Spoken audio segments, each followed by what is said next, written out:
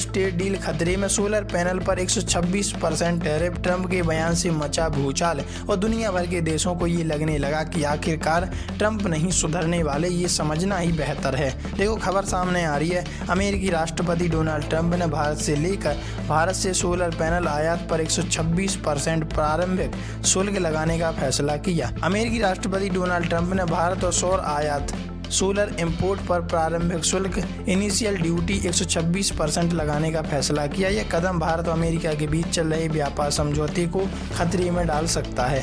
अमेरिकी वाणिज्य विभाग ने यह शुल्क इसलिए लगाया क्योंकि उसे लगा कि भारत ने अपने घरेलू सोलर पैनल निर्माण को अनुचित तरीके से सब्सिडी दी, जिससे भारतीय उत्पाद अमेरिकी निर्माताओं की तुलना में सस्ते हो गए। इसके अलावा विभाग ने इंडोनेशिया के लिए 86 से 143% और लाओस के लिए 81% प्रारंभिक शुल्क तय किया।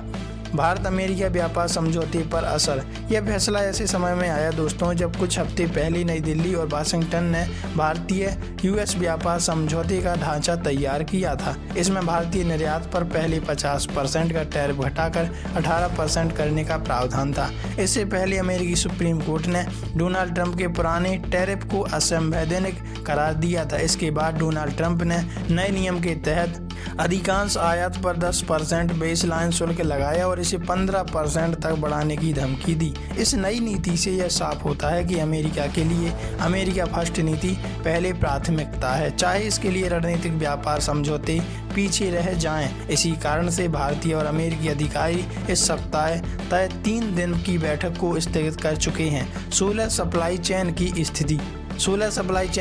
भारत, इंडोनेशिया और लाओस से आयात में बढ़ोतरी। जो 2025 के पहले आधे साल में अमेरिका के कुल सोलर मॉड्यूल आयात का 57% था, को मुख्य रूप से चीन की कंपनियों से बचने के लिए किया गया माना जाता है। चीन की निर्माता कंपनी है जो उसमें कड़े नियमों का सामना कर रहे हैं और इसलिए वे दक्षिण पूर्व एशिया में उत्पादन स्थानांतरित कर रहे हैं। भारत इस बदलाव का सबसे बड़ा लाभार्थी रहा। 2024 में भारत से सोलर पैनल आयात $792.6 मिलियन तक पहुंच गया, जो 2022 के मुकाबले 9 गुना ज़्यादा था।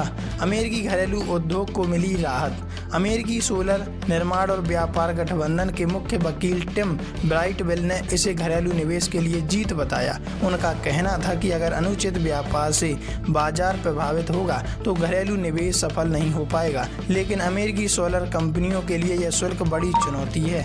भारत से सप्लाई बंद होने से परियोजना लागत बढ़ सकती है, जबकि उद्योग पहले ही उच्च ब्याजों दरों पर नीति की अनिश्चितता से जूझ रहा है। अमेरिकी विभाग 6 जुलाई 2026 तक सब्सिडी पर अंतिम निर्णय लेने वाला है। उसी समय एक एंटी डंपिंग जांच भी शुरू होगी। वैसे आप इस बारे में क्या राय रखते हैं, कमेंट में लिखकर जरूर बताइएगा।